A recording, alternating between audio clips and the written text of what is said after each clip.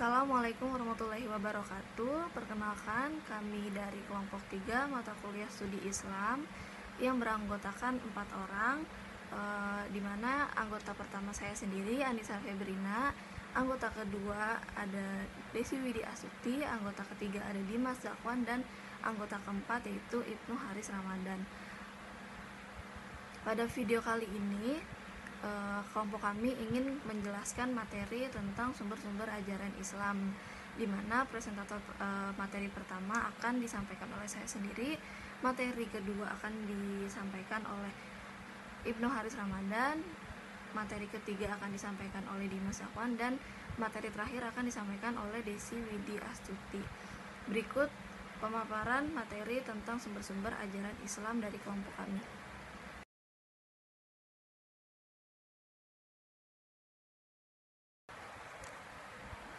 Baik, yang pertama saya akan menjelaskan dulu tentang pengertian sumber ajaran Islam. Jadi sumber ajaran Islam itu adalah segala sesuatu yang dapat dijadikan sebagai pedoman kehidupan dasar dalam menjalankan syariat Islam. Sumber pokok ajaran Islam itu dibagi menjadi 3. Yang pertama ada Al-Quran, yang kedua ada hadis, dan yang ketiga adalah ra'yu atau ijtihad. Pertama-tama saya akan menjelaskan tentang Al-Quran, di mana Al-Quran adalah pedoman kehidupan manusia untuk menyelamatkan kita di dunia maupun di akhirat. Yang kedua ada hadis, di mana hadis adalah segala berita yang bersumber dari Nabi Muhammad SAW yang berupa ucapan dan perbuatan. Hadis ini memiliki 2 macam. Yang pertama ada ilmu al-hadis riwayah, dan yang kedua ilmu al-hadis dirayah. Kemudian ada ra'yu atau ijtihad. Ra'yu atau ijtihad ini memiliki arti usaha ikhtiar sungguh dengan kerja keras oleh ahli hukum Islam untuk merumuskan ajaran yang belum jelas dalam Al-Quran dan hadis. Materi selanjutnya yaitu sumber ajaran Islam berdasarkan dalil Al-Quran, Al-Sunnah, dan pendapat para ulama. Pertama, dalam dalil Al-Quran itu kitab suci Al-Quran dan hadis Nabi Muhammad SAW adalah jantung hukum dalam ajaran agama Islam, sesuai dengan firman Allah Subhanahu wa Ta'ala dalam surah An-Nisa ayat 59 yang menjelaskan bahwa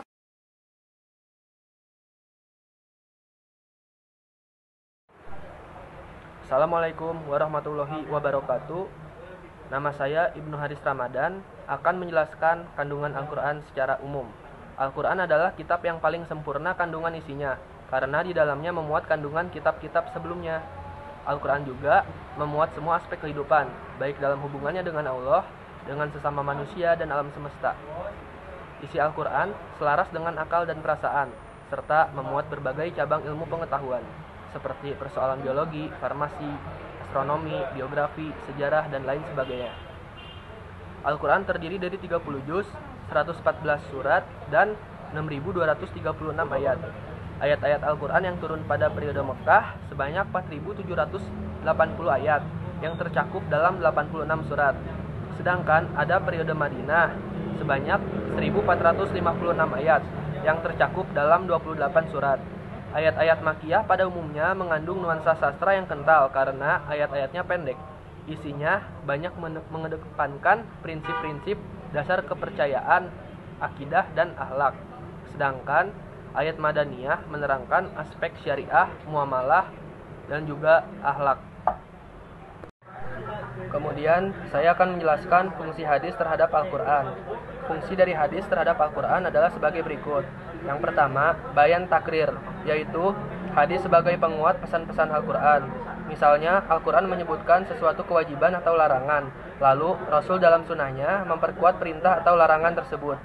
Sebagai contoh, hadis yang diriwayatkan oleh Bukhari dan Muslim terkait perintah berwudu, yakni Rasulullah SAW bersabda, tidak diterima sholat seseorang yang berhadas sampai ia berwudu.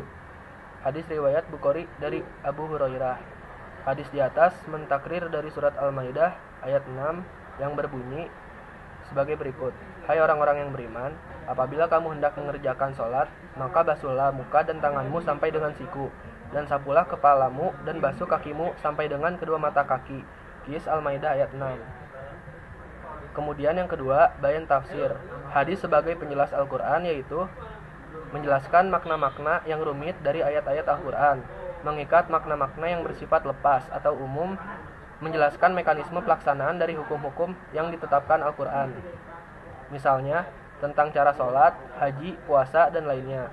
Contoh hadis sebagai bayan tafsir adalah penjelasan Nabi Muhammad SAW mengenai hukum pencurian yang memiliki arti Rasulullah SAW didatangi seorang yang membawa pencuri.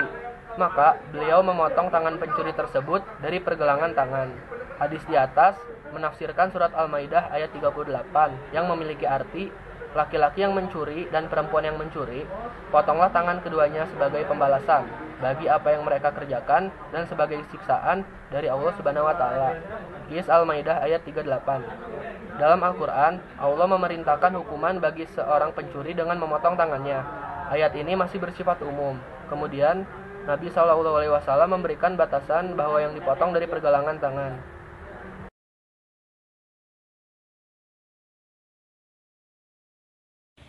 Ya, di sini saya akan melanjutkan presentasi tentang sumber-sumber ajaran Islam. Yang pertama ada fungsi hadis terhadap Al-Quran. Hadis mempunyai kedudukan sebagai sumber hukum Islam kedua setelah Al-Quran. Al-Quran dan hadis keduanya terkait erat dan tidak terpisahkan. Fungsi hadis terhadap Al-Quran sangat penting. Pada dasarnya, hadis memiliki fungsi terhadap Al-Quran sangat penting.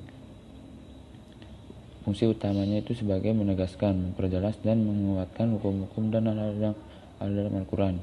Fungsi hadis terhadap Al-Quran adalah sebagai berikut. Yang pertama ada bayan takrir, yaitu hadis yang sebagai penguat pesan Al-Quran.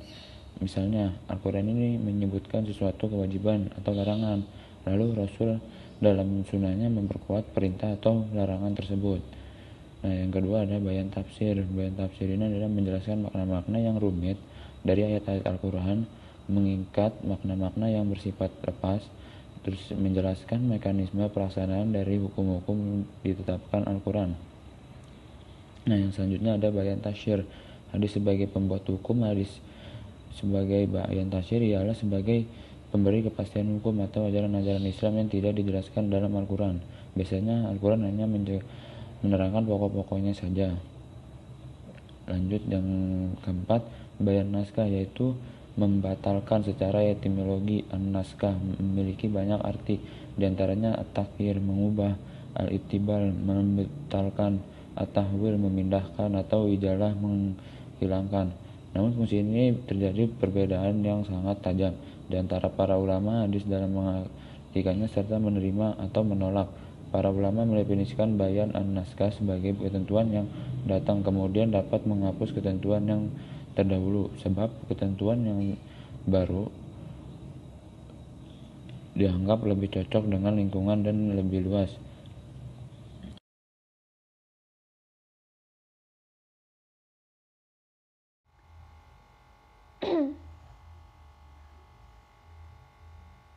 Saya, Desi Widi Astuti, akan menyampaikan materi cara memahami Al-Quran melalui ilmu tafsir dan cara memahami al-rayu atau metode berijtihad. Salah satu metode dalam memahami Al-Quran yaitu ilmu tafsir. Tafsir Al-Quran adalah penjelasan mengenai maksud firman-firman Allah sesuai kemampuan manusia. Kemampuan ini bertingkat-tingkat, sehingga apa yang dicerna atau diperoleh oleh seorang penafsir dari Al-Quran bertingkat-tingkat pula. Kecenderungan manusia juga berbeda-beda, sehingga apa yang disampaikan dari pesan-pesan ilahi dapat berbeda antara penafsir satu dengan penafsir yang lain. Jika seseorang memiliki kecenderungan hukum, tafsirnya banyak berbicara tentang hukum. Sedangkan kalau seseorang kecenderungannya bersifat filsafat, maka tafsir yang disampaikan bernuansa filosofis. Kalau studi yang diminatinya bahasa, tafsirnya banyak berbicara tentang aspek kebahasaan. Demikian seterusnya. Selanjutnya, materi cara memahami al-rayu atau metode berijtihad. Tidak semua persoalan hidup secara eksplisit termuat dalam Al-Quran. Terlebih problema baru yang muncul di abad modern. Untuk itu, umat Islam diizinkan menggunakan rayu atau pendapat. Jika tidak terdapat aturan-aturan dalam nas secara harfiah atau ada aturan-aturannya, namun pengaturannya tidak pasti atau zoni. Dalam hadis mu'nas yang terkenal, ada tiga tahap penetapan hukum dalam Islam. Yang pertama, ditetapkan berdasarkan Al-Quran jika ada aturan hukumnya di sana. Kedua, jika tidak ada, maka dicari dalam Al-Hadis. Yang ketiga, jika tidak ada pada Al-Quran dan Al-Hadis, maka digunakan rayu atau pendapat. Dari hadis mu'nas ini, ulama Islam menetapkan. Sekian penjelasan materi sumber-sumber hukum ajaran agama Islam dari kami. Kurang lebihnya mohon maaf. Wabillahi taufiq wal hidayah. Wassalamualaikum warahmatullahi wabarakatuh.